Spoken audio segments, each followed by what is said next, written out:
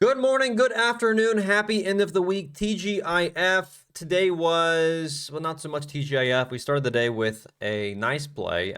It only had one stock to watch today, and the one stock we were watching made a pretty massive move. Now, I got it from 80 cents to $1 a share.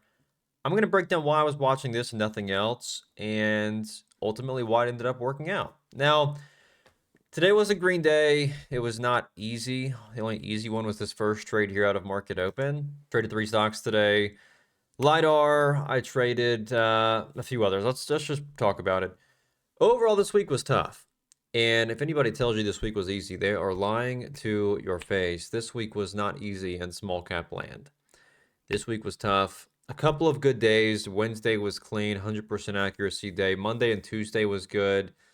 But yesterday and today was tough. Yesterday, I traded 2 stocks. I had 2 trades.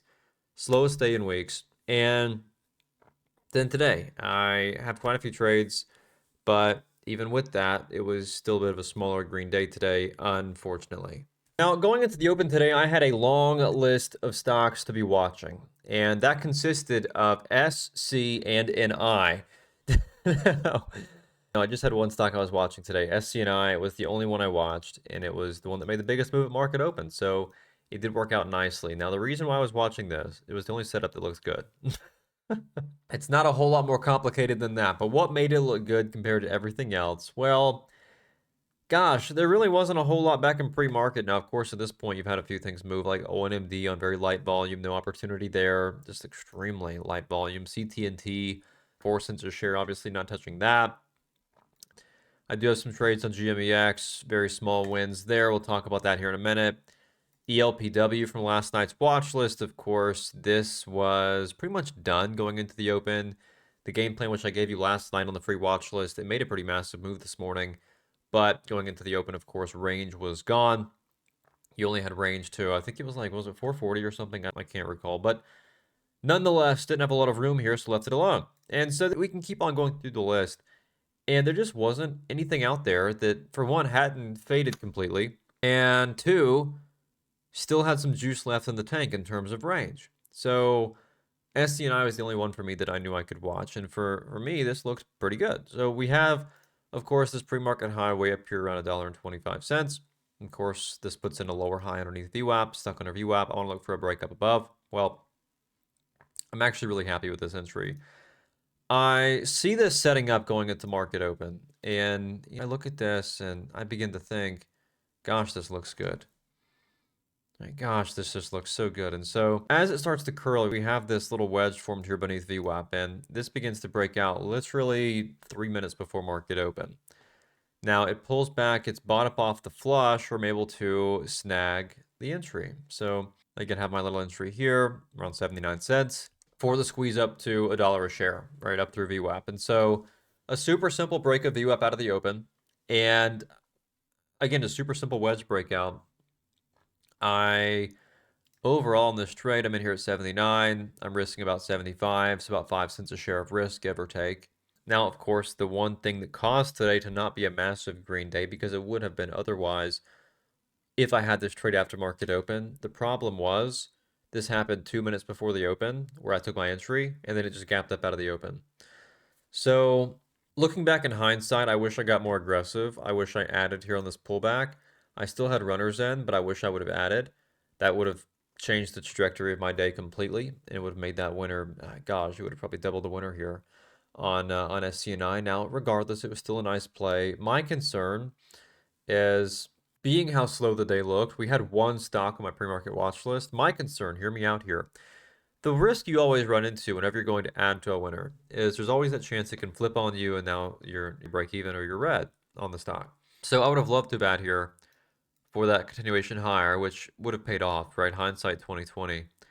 I was looking for a better retest. It never really got quite low enough for me on the pullback, so I never added. I was watching for an ad. If you're on stream this morning, you said I'm watching for an ad. Never really got where I wanted it around this area in the lower 85, mid 80s, lower 80s. So I just let it go without me, which sucked because it would have, again, like I said, got me a whole lot more profit on the morning on otherwise an uneventful day.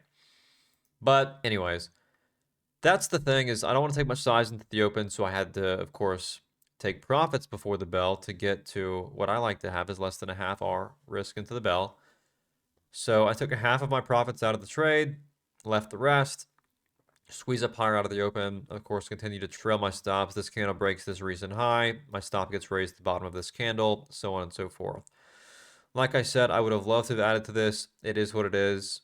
Just a weird day, right? If I had more stuff moving, where I knew, here's the thing, where I know that after this trade happens, I can go somewhere else and make more money. The fact is, I'm so scared that if I was to add and get aggressive, I flip red or I flip break even. Now, what do I go and play? And this was the most profitable stock of the day today, and you'll see why. So if I would have done that, right, then I put my day at risk.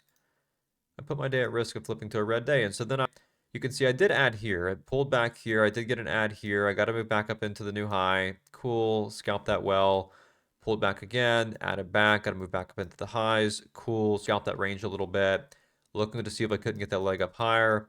And then on the last entry comes along. I try to add one more time. Again, I want to see this get breaking out. So far, at that point, I've had 3 wins on it. So the fourth entry where I am trying to look for that squeeze up through $1. I see it begin to hesitate. Of course, as this candle, again, rejects off $1, I took a full exit. The next candle, thankfully I did that because this would have really hurt my day, is the next candle here. Look at this. It tries to break out. We have, of course, this tightening wedge, these lower highs.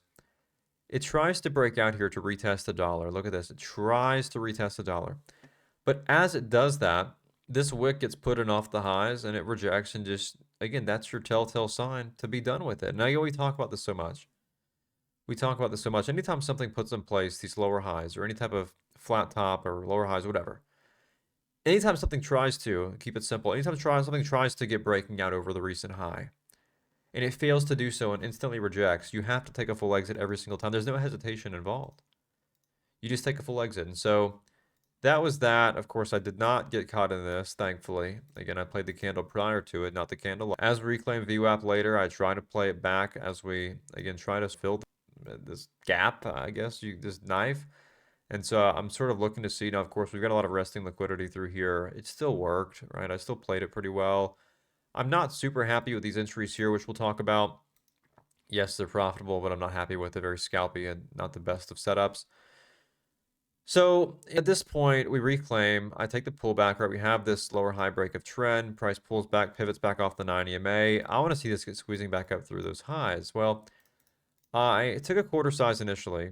As we confirmed again back off this VWAP area, I added again, got up to a half size position.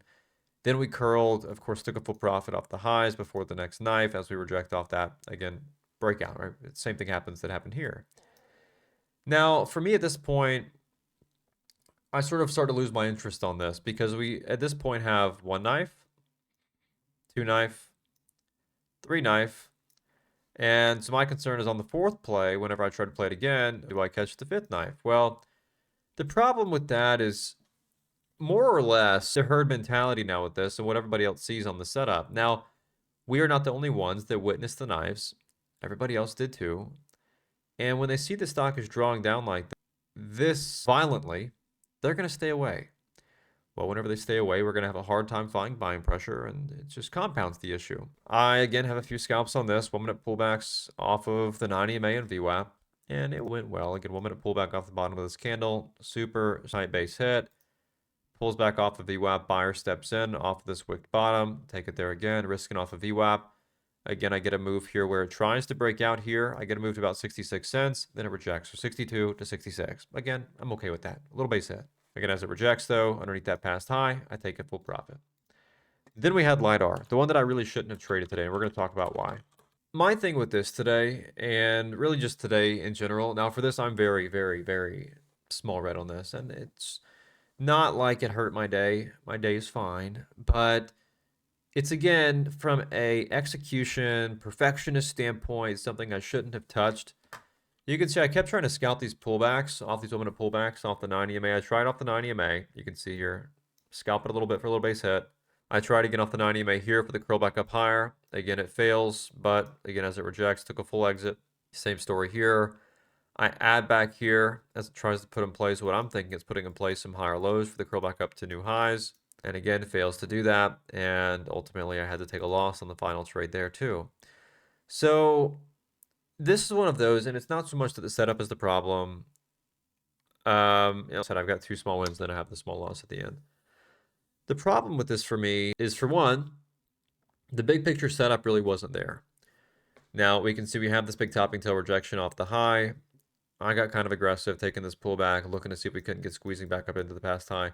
Anyways, besides the point, the problem is this had a 44 million share float, which is nowhere near the play area that I have for the stocks that I trade. The stocks that I trade have a float under 20 million shares, and that's that. I don't trade stocks outside of that range. And my problem today is there wasn't anything moving, right? And so this late in the morning, nothing's moving. I've got some profits on SCNI. I've got some profits on GMEX, and it's like, okay, this day like the Pirates, been a slower week. Thursday was slow. I had 2 trades yesterday. Monday, Tuesday, Wednesday was fine, but Thursday was slow. Today's no different. Today's slow too. So I'm trying to get something going to end the week off on a good note. Ultimately, took some trades that maybe I shouldn't have on some stocks that maybe didn't meet my exact criteria. Now, am I mad with the trades? I'm not mad with the trades. I'm mad that I traded the stock that's not in my sandbox. So that's that. That's the morning recap. Overall, though, SCNI was good today. I can't discount that because it was a fantastic win out of market open, from 79 cents to over $1 a share. Just trading the top stock from the pre-market watch list. So 2 wins on JMEX, a couple wins on this. Overall, that is going to be the way I end the week, with a small green day. So it is what it is, but hopefully some better opportunities come Monday. This week has sort of came to a halt quickly. And as always, make sure to lock in your 7-day free trial to trade stocks alongside me in real time every single day. And all that said, I'll catch you back next week. I'll see you there.